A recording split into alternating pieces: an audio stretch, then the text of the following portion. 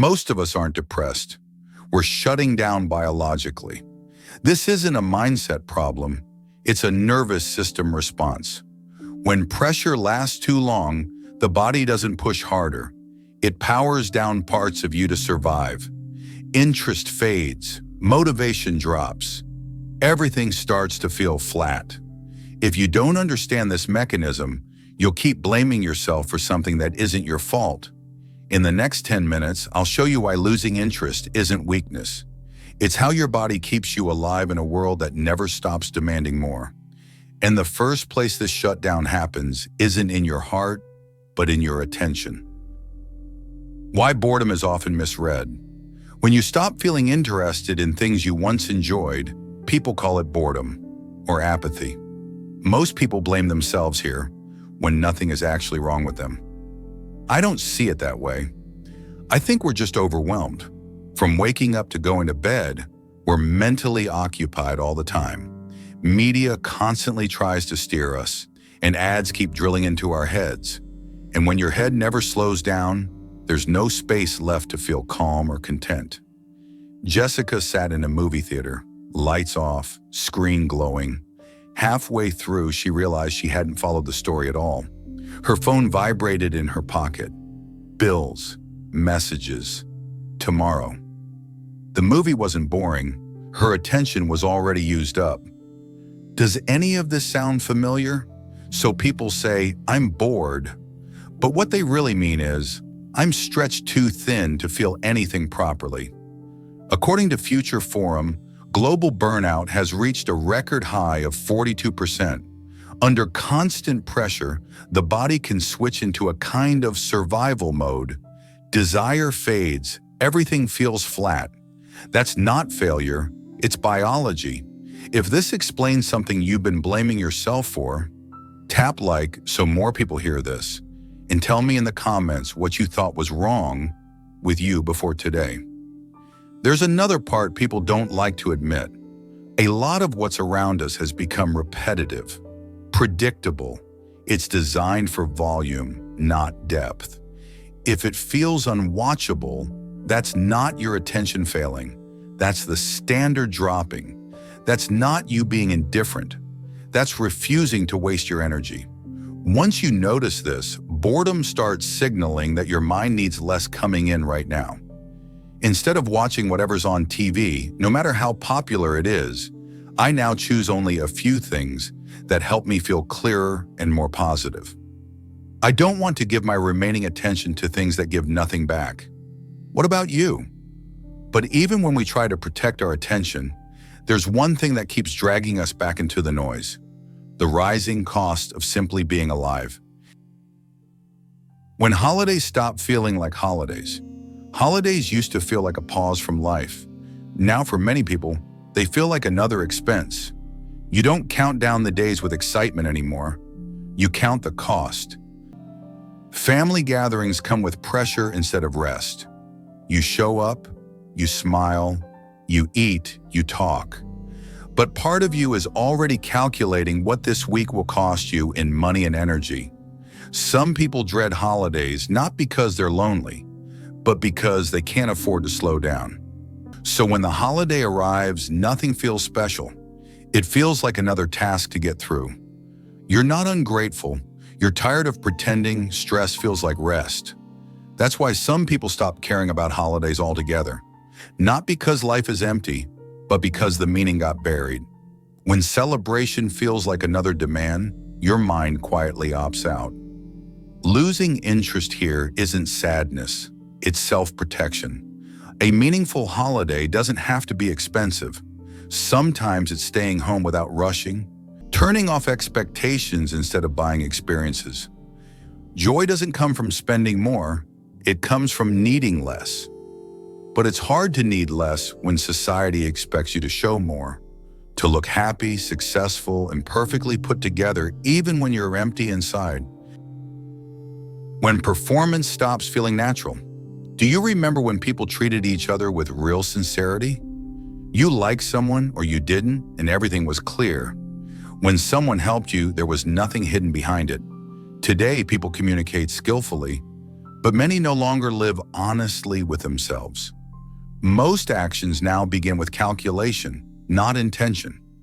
Studies show that more than 60% of adults report feeling lonely, even while being socially active.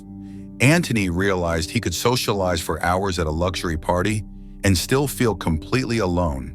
He wasn't living, he was performing. That's why he chose to slow down. He now enjoys calm dinners and simple food in his own home. His income dropped a little, but he feels mentally stronger. When life starts to feel forced, it may be a signal worth paying attention to. This story isn't a recommendation, it's a reminder of choice. If your life is already working, nothing needs to change. But if you're stuck in a place that no longer fits, trying something different is not a failure. Sometimes losing interest is just your body refusing to act a part it no longer believes in. This is the kind of clarity we talk about here on Move or Die Stoic.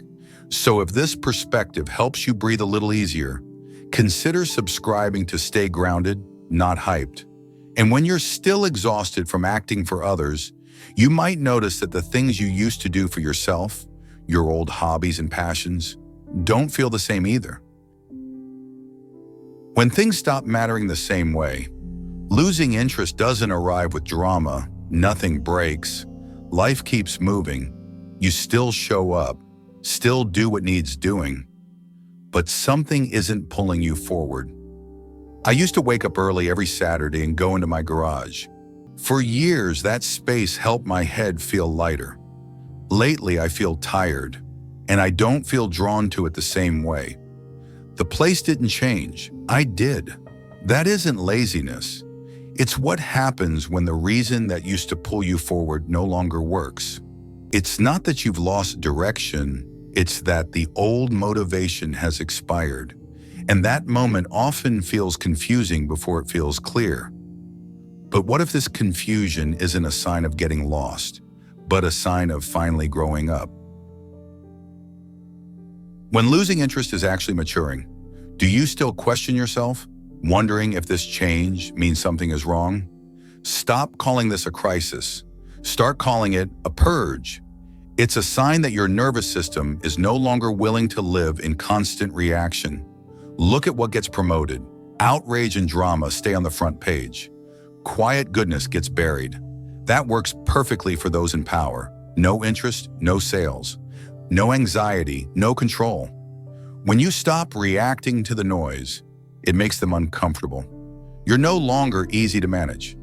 I stopped reading sensational celebrity headlines, even though they're designed to hook your curiosity. Knowing every detail of their lives has never added a single dollar to mine. Maturing doesn't mean adding strength. It often means removing what's been draining you. You begin choosing depth over novelty, quality over quantity.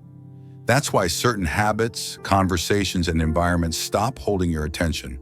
They haven't become worse. You've become more precise.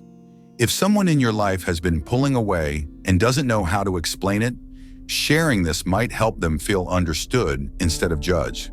So don't assume you're not okay. Sometimes it just means your standards are changing, but raising your standards often means making choices that look like falling behind to everyone else. When choosing less creates direction, people often say happiness looks a certain way: a nice house, a good car, a stable marriage. So most of life becomes a long effort to have more money, more possessions. Even in relationships, if someone isn't dating or settling down, society labels them as strange. But let's be honest. For many people right now, slowing down isn't a choice. Debt, rising costs, and job insecurity don't stop, no matter how hard you try. That kind of pressure wears people down. Maybe you're not broken, just tired, and still waiting for something worth chasing. People saw Jackson in a suit, earning thousands a month, and assumed he was doing well. What they didn't see was how heavy his mind felt every day. He quit, moved back his hometown, worked online, and cut his living costs in half. The air was cleaner, but what mattered most was that his head wasn't constantly under pressure anymore. Jackson didn't move forward. He stepped out, and that was enough. When stability feels better than excitement, after you cut away constant distractions and stimulation, something subtle remains. Not excitement. Stability, like pulling back heavy clouds and finally seeing a clear sky. Your mind feels sharper, your mood calmer, you're less reactive, less easily shaken or hurt than before. Look at Stephanie. She's a sensitive person. For a long time, she spent her evenings watching intense crime dramas and action films. Every day, sometimes the story stayed with her. At work, she would overanalyze everything. She kept wondering what people really meant, what might happen next. Her mind stayed busy predicting danger. After a while, she made a small change. She stopped spending her evenings scrolling and absorbing other people's anxiety, and she limited movies to the weekends. Nothing dramatic happened overnight, but gradually her mood more positive, her thoughts less crowded. She wasn't avoiding life. She was giving her nervous system a break. Nothing exciting replaced what she removed. What came back was a calm she had been missing for a long time. If you've been feeling less interested lately, this wasn't meant to alarm you. It was meant to give you context. Not everything that fades is a problem. Not every quiet phase is a loss. Sometimes it's just your life asking for a reset that doesn't involve running harder or wanting more. You don't need to force excitement back. You don't need to prove anything to anyone. Pay attention to what feels lighter now. Notice what no longer demands effort to enjoy. That's often where your next direction is forming, quietly, without pressure. Not every quiet phase is emptiness. Some are the moment you stop being controlled. You are not losing your interest in the world. You are simply losing your interest in a world that doesn't deserve your attention. One word in the comments. What are you choosing less of this year?